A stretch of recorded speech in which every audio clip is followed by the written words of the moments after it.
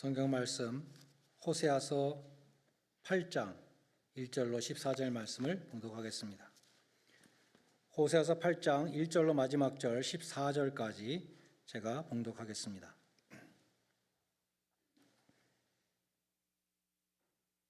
나팔을 내 입에 댈지어다.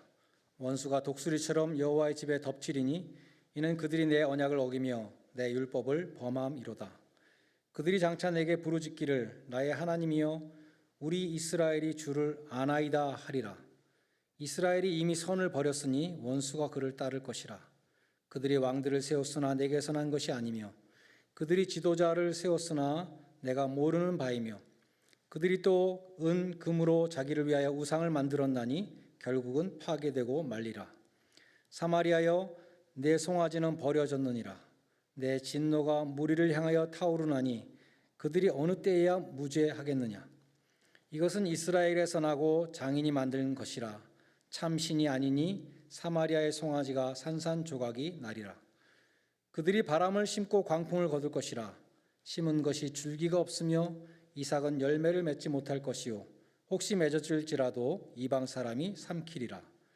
이스라엘은 이미 삼켜졌은즉 이제 여러 나라 가운데 있는 것이 즐겨 쓰지 아니하는 그릇 같도다. 그들이 홀로 떨어진 들나귀처럼 아수르로 갔고 에브라임이 값주고 사랑하는 자들을 얻었도다. 그들이 여러 나라에게 값을 주었을지라도 이제 내가 그들을 모으리니 그들은 지도자의 임금이 지워진 짐으로 말미암아 쇠하기 시작하리라. 에브라임은 죄를 위하여 제단을 많이 만들더니 그 제단이 그에게 범죄하게 하는 것이 되었도다.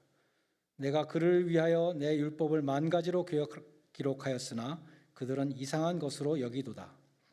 그들이 내게 고기를 제물로 드리고 먹을지라도 여호와는 그것을 기뻐하지 아니하고 이제 그들의 죄악을 기억하여 그 죄를 벌하리니 그들은 애굽으로 다시 가리라. 이스라엘은 자기를 지으신 이를 잊어버리고 왕궁을 세웠으며 유다는 견고한 성읍을 많이 쌓았으나 내가 그 성읍들의 불을 보내어 그 성들을 삼키게 하리라. 아멘. 오늘 봉독한 호세아 8장에는 이스라엘이 범한 죄와 그 죄에 대하여 하나님이 내리실 징벌들이 기록되어 있습니다. 그래서 어떤 설교자는 본장의 설교 제목을 죄와 벌이라고 어떤 소설의 제목으로 그렇게 붙인 분도 있습니다. 먼저 호세아는 이스라엘의 죄를 5가지 정도로 고발합니다. 첫째로 그들은 언약을 어기며 율법을 범했습니다. 1절에 보면 그들이 내 언약을 어기며 내 율법을 범함이로다. 둘째로 그들은 하나님의 인도하심이 없이 지도자들을 세웠습니다. 4절 전반부에 보면 그들이 왕을 세웠으나 내게서 난 것이 아니며 그들이 지도자들을 세웠으나 내가 모르는 바이다 라고 말씀합니다. 세 번째로 그들은 우상을 숭배했습니다. 4절 후반부에 그들이 은금으로 자기를 위하여 우상을 만들었나니 결국은 파괴되고 말리라고 말씀합니다. 넷째로 그들은 하나님을 의지하지 않고 강대국 아수르의 도움을 청했습니다.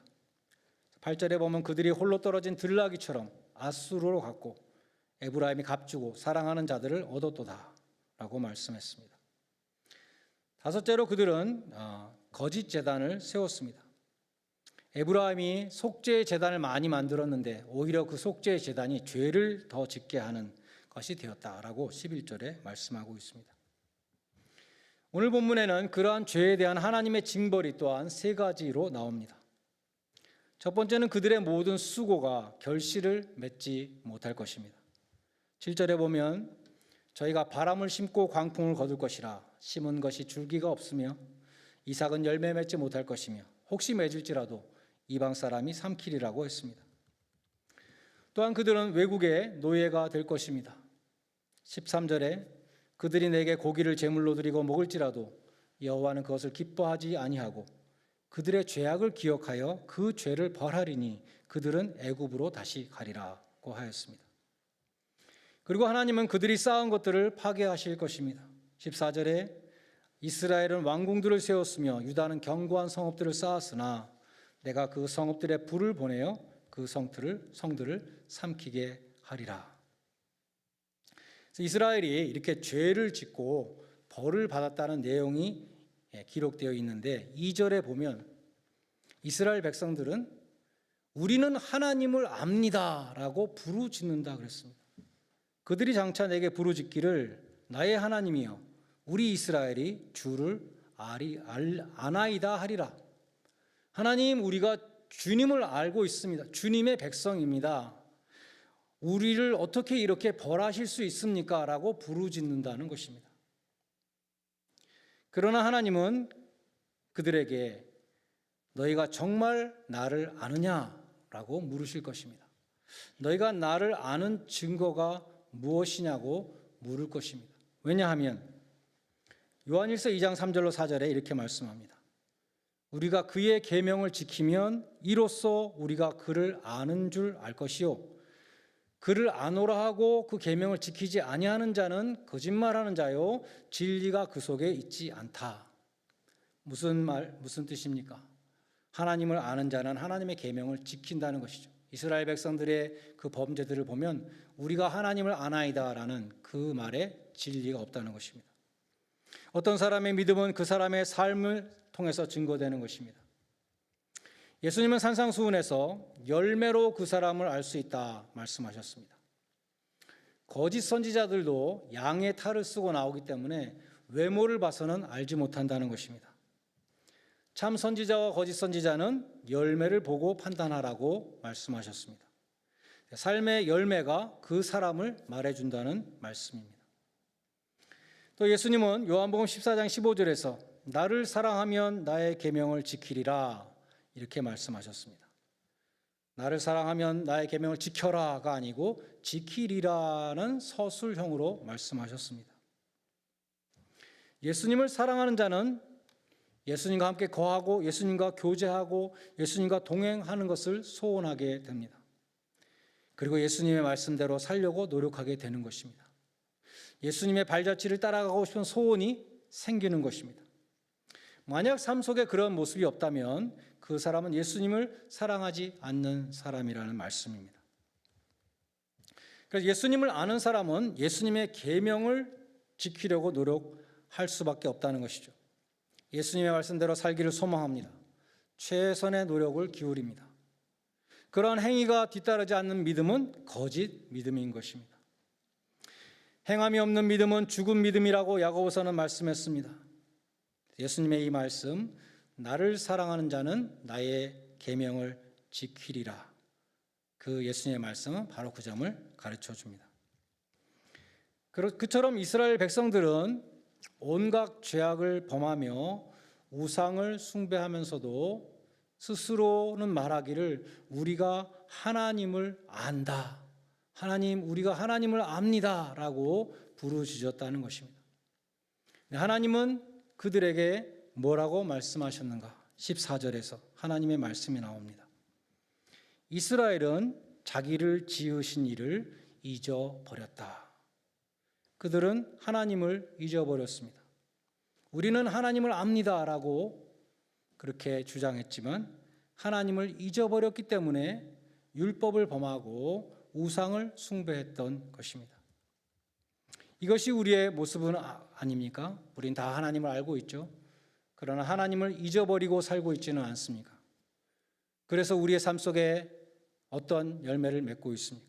예배당을 나서는 순간 까맣게 잊어버리고 내 뜻대로 내 마음대로 내 욕심대로 살면서 그런 죄악의 열매들을 맺고 있지는 않습니까? 캄벨 몰간 목사님은 이스라엘이 저지른 이 5가지 죄는 근본적인 병의 증상들이다 이렇게 말했습니다. 그럼 근본적인 병은 무엇이냐? 바로 하나님을 잊은 것이다. 제임스 보이스 목사님도 이렇게 설교했습니다. 이스라엘의 여러 가지 구체적인 죄들은 근본적인 죄로부터 나오는데 그 근본적인 죄는 바로 마지막 절에 기록된 대로 하나님을 잊은 것이다 라고 설교했습니다. 신명기는 모세의 고별 설교입니다. 모세가 자기는 가나안 땅에 들어가지 못하지만 너희는 이제 가나안 땅에 들어가게 될 텐데 그 땅에 들어가서 정착을 하고 편안한 삶을 누리게 될 터인데 그때 하나님을 잊어버리면 안 된다. 그것을 신명기에서 거듭 강조했습니다. 6장 10절로 12절은 말씀합니다. 내 하나님 여호와께서 내 조상 아브라함과 이삭과 야곱에게 주리라고 약속하신 그 땅에 너희를 들어가게 하시고 너희가 건축하지 아니한 크고 아름다운 성읍을 얻게 하시고 내가 채우지 아니한 아름다운 물건이 가득 찬 집을 얻게 하시고 네가 파지 아니한 우물을 차지하게 하시며 내가 심지 아니한 포도원과 감람나무를 차지하게 하사 내게 배불리 먹게 하실 때에 너는 조심하여 너를 애굽 땅에 종되었던 집에서 너를 인도하여 내신 여호와를 잊지 말라. 8장 12절로 14절에서도 경고합니다. 내가 먹어서 배부르고 아름다운 집을 짓게 되며 소와 양이 번성하며 은금이 증식되며 내 소유가 다 풍부하여질 때에 내 마음이 교만하여 내 하나님 여호와를 잊어버릴까 염려하노라. 8장 19절에서도 경고합니다. 내가 만일 내 하나님 여호와를 잊어버리고 다른 신들을 따라 그들을 섬기며 그들에게 절하면 내가 너희에게 증거하노니 너희가 반드시 멸망할 것이라. 모세는 이스라엘 백성들이 지금 가나안 땅에 들어가서 정착하고 편안한 삶을 살게 될 것을 바라보면서 그때 가장 큰 위험은 하나님을 잊어버리는 것이라고 경고했습니다. 그러면 하나님을 잊어버린다는 것은 무슨 뜻일까요? 하나님이 계시다는 것을 잊어버릴 수 있을까요? 그것은 불가능합니다. 이스라엘 백성들은 하나님을 예배했습니다. 제단을 쌓고 참신이라고 고백하고 하나님을 intellectually 지적으로 머리에서 완전히 잊어버린다는 것은 불가능한 일입니다. 하나님을 잊어버린다는 것은 기억 상실을 의미하지 않습니다. 그럼 하나님을 잊어버린다는 것이 도대체 무슨 뜻일까요? 잊어버린다는 단어는 히브리어 샤카흐라는 단어에서 나오는데 그 어원이 잘못된 자리에 놓다, misplace나 mislay라는 뜻이 있다고 합니다. 하나님을 지적으로 잊어버리는 것은 불가능하지만 하나님이 없는 것처럼 계산해 놓지 않는 것, 하나님을 제자리에 두지 않는 것, 하나님이 중심에 있어야 되는데 하나님은 눈에 보이지 않는 저 쉽게 말해서 하나님을 잊은 사람은 하나님이 안중에 없는 사람입니다. 그 점을 잘 보여주는 사건이 민수기 13장과 14장에 나오는 12정탐꾼의 보고입니다. 모세가 각 지파의 대표 한 명씩 12명을 가나안 땅에 탐지하고 오라고 정탐꾼으로 보냈습니다. 근데 정탐을 마치고 돌아온 사람들의 보고가 정반대로 갈렸죠. 왜 똑같은 땅을 보고 왔는데 정반대의 보고를 했을까요? 10명의 정탐꾼은 다 하나님의 백성들이고 각 지파의 대표들이고 다 하나님을 아는 사람들이었지만 하나님을 잊어버렸습니다. 하나님을 고려하지 않은 보고를 했습니다. 여호수아와 갈렙은 항상 구원의 하나님을 기억하고 보고를 할 때에도 구원의 하나님을 염두에 두고 고려에 두고 여호와 하나님을 중심에 두고 보고를 했습니다. 10 정탐꾼은 이렇게 보고했습니다. 우리는 능히 올라가서 그 백성을 치지 못할 것이다. 그들은 우리보다 강하기 때문이다. 그들의 보고는 계속됩니다. 우리가 두루 다니고 탐지한 땅은 거주민을 삼키는 땅이요. 거기서 우리가 본 백성들은 신장이 장대한 자들이며 네피림의 후손인 아낙 자손 거인들을 우리가 보았는데 그 앞에서 우리는 메뚜기 같았다. 그들이 우리를 볼 때에도 그렇게 볼 것이다. 그렇게 보고했습니다. 반면에 구원의 하나님을 기억하였던 여호수아와 갈렙은 정반대의 보고를 합니다. 10 정탐꾼은 그 땅은 거민을 삼키는 땅이라고 악평을 했는데 여호수아와 갈렙은 그 땅은 심히 아름다운 땅이며 젖과 꿀이 흐르는 땅이다 라고 보고합니다. 10 정탐꾼은 그 땅에 신장이 장대한 거인들이고 우리는 그 앞에 메뚜기 같다고 그렇게 보고했지만 여호수아와 갈렙은 그 땅 백성을 두려워하지 말라. 그들은 우리의 밥이다라고 보고했습니다. 그들은 똑같이 견고한 성읍과 강한 주민을 보고 왔습니다. 그러나 여호수아와 갈렙은 하나님의 구원을 확신했기 때문에 여호와께서 함께 하시니 그들을 두려워하지 말라. 여호와께서 우리를 기뻐하시면 우리를 그 땅으로 들여보내 주실 것이다. 그 땅을 우리에게 주실 것이다. 그렇게 했습니다. 열 정탐꾼은 하나님 없는 얘기를 하고 있습니다. 객관적인 평가를 하고 있습니다. 이스라엘의 병력으로는 가나안 거민들과 싸워 이기지 못한다는 그들의 보고는 합리적인 판단이었습니다. 그러나 이성적이고 합리적인 사고가 늘 신앙적인 것은 아닙니다. 그들의 보고는 무신론자의 분석과 같은 것이었습니다. 무슨 말입니까? 그들은 하나님이 함께 하실 경우를 생각하지 않았다는 것입니다. 하나님이 개입하실 경우를 전혀 고려하지 않았습니다. 이것이 하나님을 잊은 것입니다. 그에 반해서 여호수아와 갈렙의 평가는 무엇입니까? 여호와께서 우리를 기뻐하시면 우리를 그 땅으로 인도하여 들이시고 우리에게 그 땅을 주시리라 라고 외쳤습니다. 여호와께서 우리와 함께 하시느니라 그들을 두려워하지 말라. 그들의 보고의 중심에는 하나님이 있었습니다. 믿음과 불신의 차이가 무엇입니까? 하나님이 함께 하시면 거기에 믿음의 시각이 있는 것입니다. 하나님을 잊어버렸다는 것은 하나님이 안중에 없는 것입니다. 무엇을 판단할 때, 무엇을 계산할 때 하나님이 거기에 개입하지 않는 것입니다. 하나님은 무시하는 것입니다. 하나님이 함께 하실 경우를 계산하지 않는 것입니다. 하나님이 중심에 계셔야 하는데 보이지 않는 곳으로 제쳐버린 것입니다. 하나님이 최우선이 되어야 하는데 다른 우상들이 하나님보다 더 중요하게 되는 것입니다. 신명기 8장 18절은 말씀합니다. 내 하나님 여호와를 기억하라. 그가 너에게 재물 얻을 능력을 주셨습니다. 재물을 얻게 되었을 때 하나님을 기억하라고 말씀합니다. 그런데 하나님을 잊은 자의 생각은 어떠합니까? 신명기 8장 17절에 내가 마음에 이르기를 내 능력과 내 손의 힘으로 내가 이 재물을 얻었다고 말할 것이다. 재물을 얻을 수 있는 능력을 하나님이 주셨다는 것을 잊은 자는 이렇게 말을 한다는 것입니다. 하나님의 백성들은 하나님을 잊었습니다. 그런데 하나님은 그 하나님을 잊은 자들에게 뭐라고 말씀하실까요? 이사야서 49장 14절로 16절에 이렇게 말씀합니다.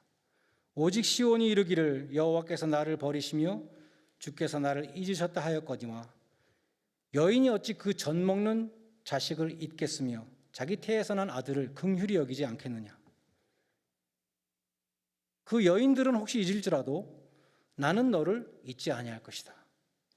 내가 너를 내 손바닥에 새겼다라고 말씀합니다. 이 말씀은 바벨론에서 포로 생활하던 하나님의 백성들에게 주신 말씀입니다. 그들은 70년 동안 남의 나라에 종살이하면서 하나님이 구원해 주실 것이라는 소망을 이뤘습니다. 여호와께서 우리를 버리셨고 우리를 잊으셨다 이렇게 생각했습니다. 하나님은 그처럼 소망을 잃은 백성들에게 말씀하셨습니다. 여인이 어찌 그 젖 먹는 자식을 잊겠느냐. 자기 배에서 나온 아들을 어찌 불쌍히 여기지 않겠는가. 그 여인들이 자기 자식을 잊어버리는 그런 일이 있다 할지라도 나는 너희를 잊지 아니할 것이다. 그리고 내가 너를 내 손바닥에 새겼다라고 말씀합니다. 영어 성경에 보면 inscribe나 engrave로 번역했습니다. 도장을 파듯이, 도장에 이름을 파듯이 손바닥에 새겼다는 것입니다. 새긴 것은 지워지지 않습니다. 스펄전 목사님은 이 말씀을 읽을 때마다 예수님의 못 박힌 손을 생각하지 않을 수 없다고 그랬습니다. 주님의 십자가에 못 박힌 그 손에 우리의 이름이 새겨져 있다는 것입니다. 하나님의 자녀들에게도 종살이를 70년 동안 했던 이스라엘 백성들처럼 하나님이 나를 잊으신 것이 아닌가 생각될 때가 있습니다. 아무리 기도해도 하늘 문이 열리지 않는 것 같은 답답함이 임할 때가 있습니다. 주님께서 나를 버리신 것처럼 느껴질 때도 있습니다. 하늘의 침묵과 하나님의 거절과 세상의 조롱이 느껴질 때에 우리는 주님의 못 박히신 손을 바라볼 수 있기를 바랍니다. 내가 어찌 너를 잊겠는가 말씀하시는 음성을 들으시기 바랍니다. 나는 너를 잊지 않는다고 약속하신 그 하나님을 끝까지 신뢰하시기 바랍니다. 소망 가운데 기도를 포기하지 마시기 바랍니다. 우리를 결코 버리지 아니하시고 잊지 아니하시는 하나님께서 은혜의 때에 응답하실 것이고 구원의 때에 도와주실 것입니다. 그래서 주님께서 당신의 귀하시고 높으신 뜻을 내 삶 속에서 이루어 주셨습니다 라고 찬양 드리는 날이 반드시 올 것입니다. 그 자녀를 결코 잊지 아니하시는 그 하나님의 크신 사랑이 여러분과 함께 하시기를 바랍니다. 하나님께서는 하나님을 잊어버린 자도 잊어버리지 않으십니다. 여러분을 결코 잊지 아니하시는 하나님, 그 하나님을 잊지 아니하시는 믿음의 성도들이 다 되시기를 주님의 이름으로 간절히 축원드립니다. 기도하시겠습니다. 이 시간 한번 통성으로 기도할 수 있기를 바랍니다. 여러분은 하나님을 알지만 하나님을 잊은 자로 살고 있지는 않습니까? 하나님은 여러분의 삶에 얼마나 중요한 분으로 자리 잡고 계십니까? 이 시간 기도할 수 있기를 바랍니다. 하나님을 내 마음 중심에, 나의 삶의 중심에 모시게 하옵소서. 하나님의 나라를 먼저 구하게 하옵소서. 열정탐꾼처럼 믿지 않는 자들과 똑같이 생각하며 결정하지 않게 하시고, 나를 잊지 아니하시는 하나님을 늘 기억하며 하나님 앞에서 생각하고 말하고 행동하며 선택하게 하여 주옵소서. 하나님의 은혜를 기억하고 잊지 아니하는 하나님의 자녀가 되게 하여 주옵소서. 다 같이 통성으로 잠시 기도하시겠습니다. 하나님 아버지, 저희가 하나님을 안다고 하지만 하나님을 잊고 살 때가 많이 있습니다. 하나님 아버지, 우리가 하나님을 중심에 모시지 못하고 우리의 말과 행동 가운데, 우리의 선택 가운데 하나님께 먼저 기도하지 아니하고 우리의 생각대로, 우리의 뜻대로, 우리의 판단대로 할 때가 너무나 많이 있습니다. 우리가 하나님께 예배드린다고 하지만 우리의 삶 속에서는 하나님은 아버지 보이지 않는 곳에 아버지 하나님, 우리가 잘못 위치하고 있을 때가 너무나 많이 있습니다. 우리가 하나님을 잊어버릴 때에도 우리를 잊지 아니하시는 하나님, 그 하나님의 크신 사랑을 늘 기억할 수 있도록 도와주시고 우리에게 모든 은택을 베풀어 주시는 그 하나님을 잊지 않도록 도와주시길 간절히 소원합니다. 하나님의 은혜를 기억하고 감사하는 하나님의 자녀들이 되게 하여 주시옵소서. 하나님을 내 마음 중심에, 우리 삶 중심에 모시게 하여 주시고 하나님의 나라와 의를 먼저 구하는 하나님의 귀한 백성들이 다 되게 하여 주시기를 간절히 소원합니다. 하나님께 순종함으로 주님께서 주시는 복을 받게 하여 주시고 하나님의 잊지 아니하는, 하나님의 감사하는 백성 되게 하여 주시며 우리를 결코 잊지 않으신 하나님의 크신 은혜를 늘 기억하는 주님의 귀한 자녀들 다 되게 하여 주시옵소서. 예수님의 이름으로 기도드리옵나이다. 하나님 아버지, 하나님을 안다고 말하지만 하나님을 잊은 자로 살면서 수많은 죄악을 범하고 우상 숭배에 빠졌던 그 이스라엘 백성들의 모습을 우리가 거울로 삼게 하여 주시옵소서. 그래서 우리가 하나님 앞에 살게 해주시고 하나님 중심으로 하나님 나라를 먼저 구하는 하나님 나라의 백성들이 되게 하여 주시옵소서. 그래야 하나님께서 순종하는 자에게 주시는 그 놀라운 복을 받아 누리게 하여 주시고 빛된 삶을 통하여 전도하게 하여 주시옵소서. 우리를 결코 잊지 아니하시는 하나님의 크신 은택을 기억하는 하나님의 자녀들이 다 되게 하여 주시옵소서. 예수님의 이름으로 기도드리옵나이다. 아멘.